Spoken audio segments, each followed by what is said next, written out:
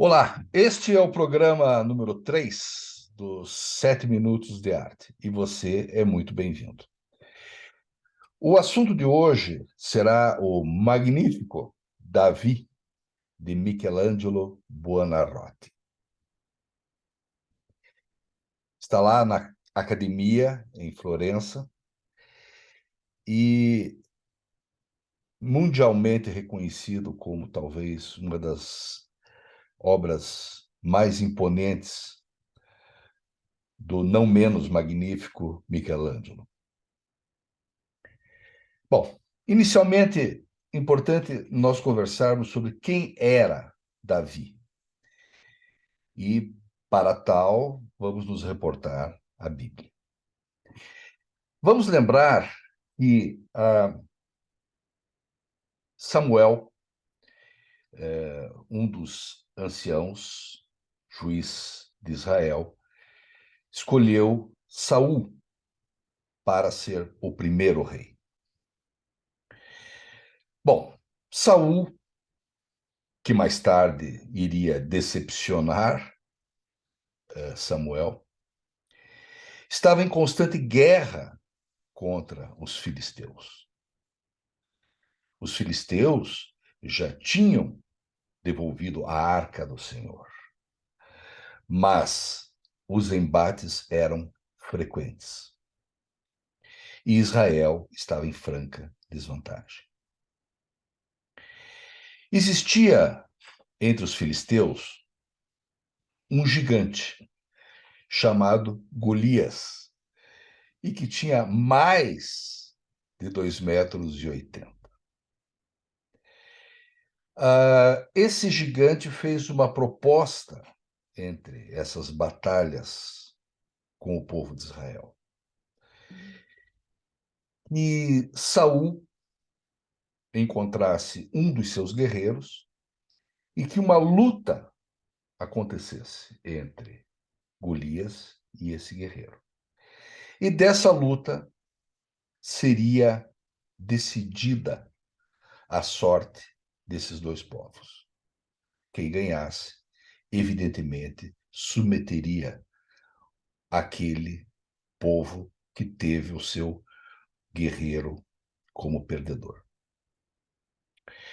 Bom, ninguém quis enfrentar Golias, evidentemente. E nessa procura, Saul acabou procurando entre outros habitantes de Israel, terminou na casa de Jessé. E Jessé apresentou os seus filhos, um não estava presente, porque era muito jovem e era um pastor de ovelhas. Mas Saul mandou chamar também esse pastor de ovelhas, que era um garotinho. Era uma criança praticamente, tocava sua flautinha e cuidava das ovelhas. Pois muito bem, esse garoto se propôs a enfrentar o gigante Golias. Evidentemente, não foi acreditado inicialmente. Mas esse garoto, que se chamava Davi, era da tribo de Judá, explicou para Saul que ele tinha sido bastante bem-sucedido e valente contra ursos, leões, etc. Saul lhe ofereceu sua armadura e sua espada, as quais Davi recusou. E eis que foi Davi combater com o Golias, levando apenas 5 pedras na sua mão direita e uma funda, uma tiradeira. Muito bem, Davi simplesmente atira uma pedra na testa do Golias, o Golias cai inconsciente, Davi pega a espada de Golias e o decapita. E assim, Davi se torna o grande herói da tribo de Judá e do povo de Israel. E mais tarde viria a ser rei de Israel. O segundo ou terceiro rei, isso dependendo se a gente considerar ou não o filho de Saul como também rei. Então este foi realmente Davi. Bom, É muito importante agora nós comentarmos um pouco sobre essa produção artística do Davi. Existem inúmeras versões. Essa, por exemplo, é uma versão do André del Castanho, é uma pintura e que mostra um Davi pré-púbere, e aos seus pés vocês veem aqui a cabeça do Golias. Com relação à escultura, nós vamos encontrar várias outras situações. Uma das esculturas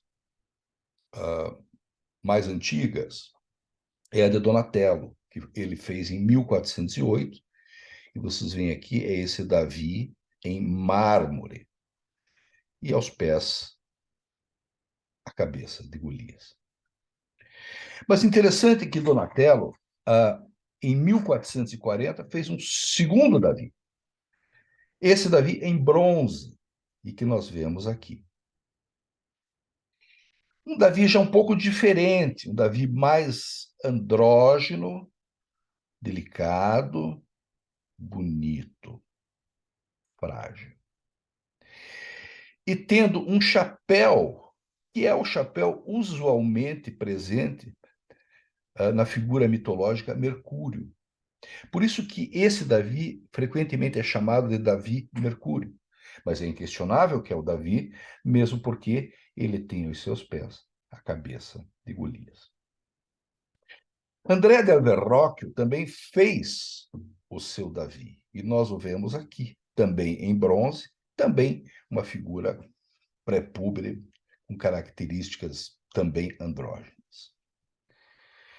Mas, afinal, por que esses Davis têm essas características andrógenas? Muito simples. Esses Davis têm essa característica andrógena porque os artistas queriam mostrar a fragilidade, queriam mostrar o aspecto despreparado e ingênuo de Davi, com características pré-púberes.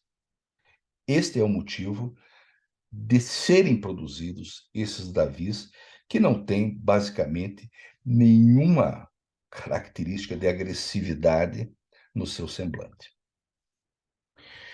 Muito bem, vamos agora retornar ao Davi de Michelangelo. Bom, é muito interessante que esse Davi, na verdade, o projeto desse Davi, ele foi muito anterior à realização por Michelangelo Buonarroti. Na verdade, o projeto inicial é de 1463, quando a guilda uma das guildas de Florença, no caso, essa guilda relacionada aos escultores, decidiu que gostaria de ter algumas figuras bíblicas, Hércules e Davi, na fachada da Catedral de Florença, a Santa Maria del Fiore.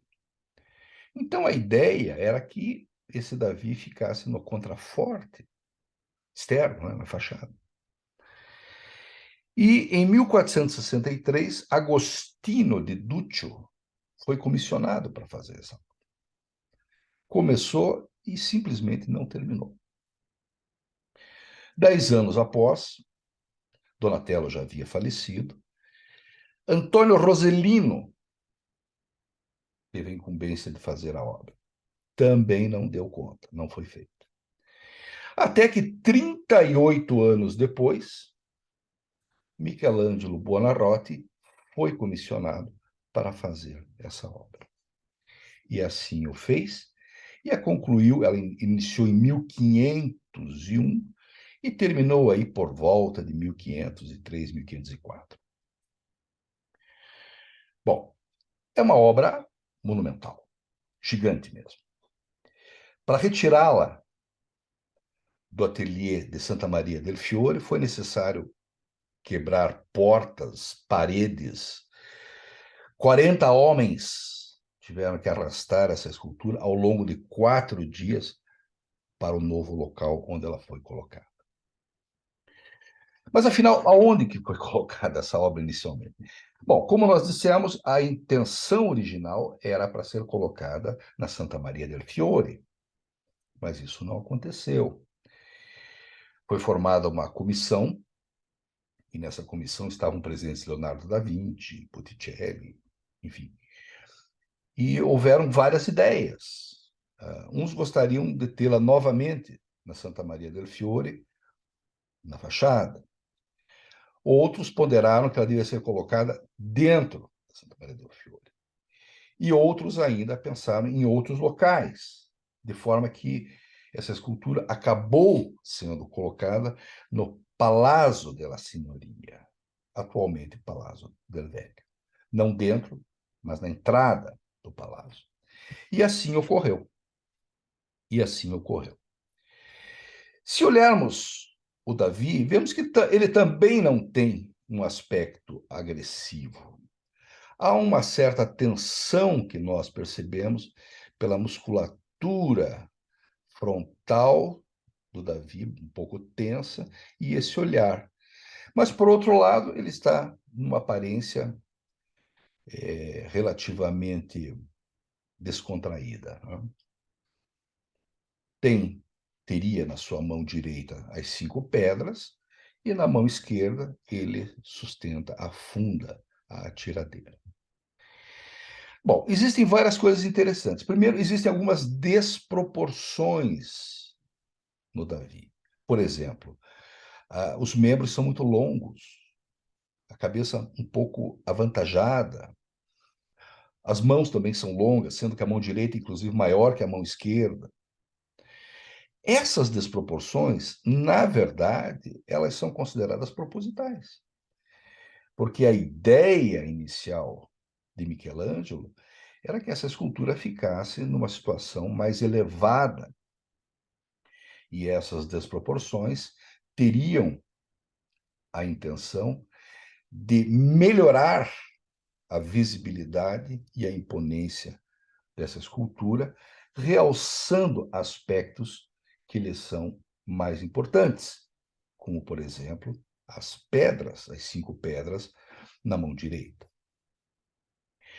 Um outro aspecto que frequentemente também é questionado mas veja, Davi era judeu, era da tribo de Judá e não está circuncisado.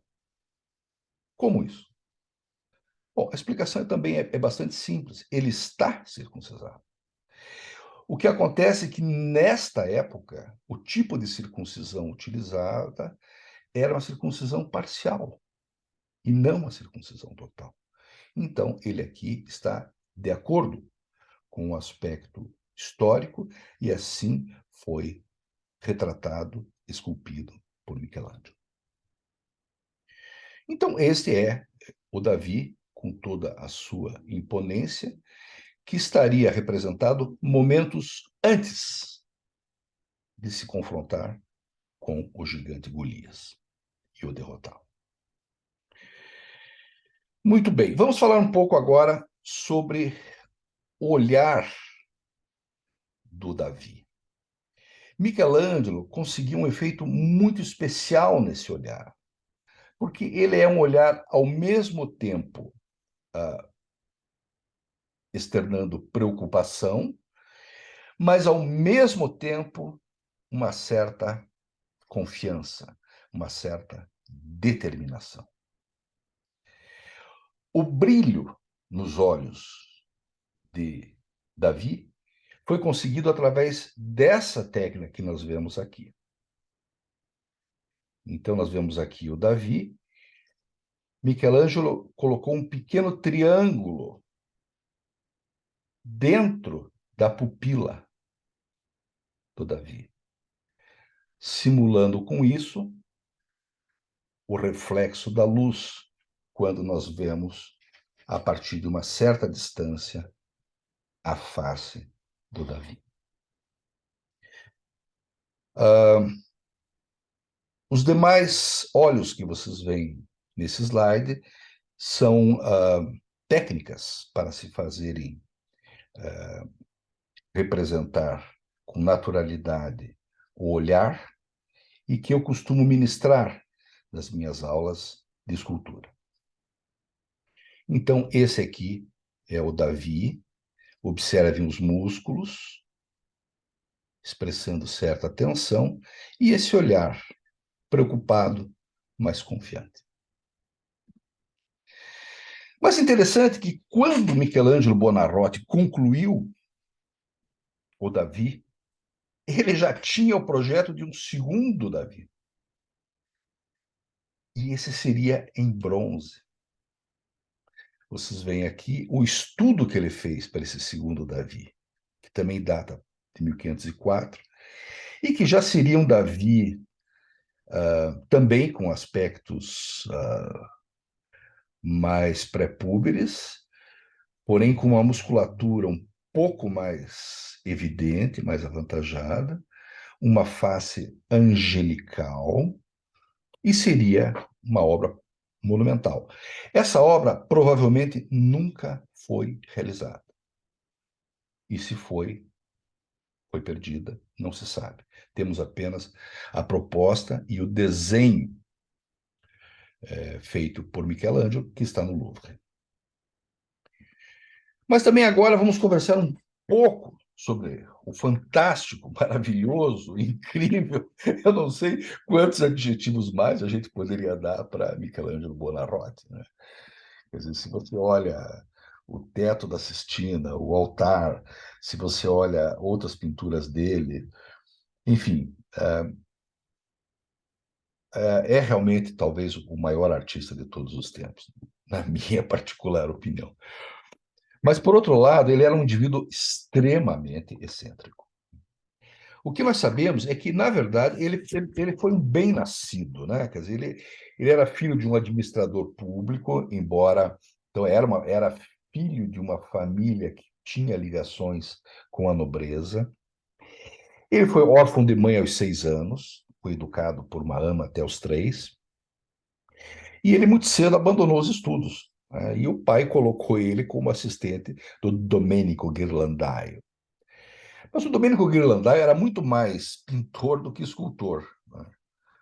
E o Michelangelo se sentia muito mais escultor do que pintor. E, enfim, alguma coisa aconteceu e ele abandonou muito cedo esse, essa mentoria, né, que ele tinha com o Domenico Ghirlandaio.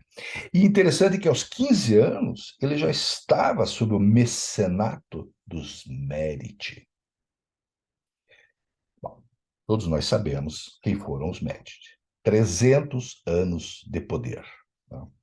Não eram nobres, mas elegeram vários papas, arquiduquesas, enfim, foram talvez a maior mola propulsora do Renascimento, muito na frente de outras famílias, como os Sforza, Visconti, Pazzi, etc, etc. Bom, mas o fato é que ele era muito feio. Ele era feio, agressivo. Ele teve o nariz quebrado numa briga com um colega de ateliê. Rebelde, insolente, sujo, maltrapilho. Diziam até que dormia de botas, se alimentava mal, era avarento. Mas, enfim, acabou rico e, enfim, talvez, mesmo apesar dessa agressividade, ele conseguiu o que praticamente nenhum outro artista conseguiu. Interessante notar também que ele é, de certa forma, o oposto de Da Vinci, porque Leonardo era um socialite, era um indivíduo dócil, era um indivíduo bonito, era um indivíduo que transitava pela sociedade de Florença, e Michelangelo era exatamente o contrário. Mas, ainda falando sobre o nosso Davi, fica agora essa questão muito interessante. Por que esse Davi, que tem uma história de muitos anos e inicialmente era para ser colocado na Santa Maria del Fiore, terminou como uma escultura no Palazzo del Vecchio, atualmente Palazzo del Vecchio. Uma das hipóteses é que, naquela época, nós sabemos que Florença estava no início da sua república, porque Florença era um estado independente e tinha conseguido essa independência frente ao Império Romano-Germânico que dominava a Itália. Então, provavelmente, a colocação do Davi no Palácio della Signoria tem um componente subliminar. Talvez mostrando ao povo de Florença que uma frágil pessoa ou uma frágil entidade como a cidade de Florença poderia derrotar o mais forte, o Império Romano-Germânico, e conseguir assim a sua vitória, a sua independência. Mais uma vez, a arte como veículo das aspirações e conquistas de um povo. Espero que vocês tenham apreciado essa apresentação e os aguardo no próximo programa dos 7 Minutos de Arte. Muito obrigado e até o nosso próximo encontro.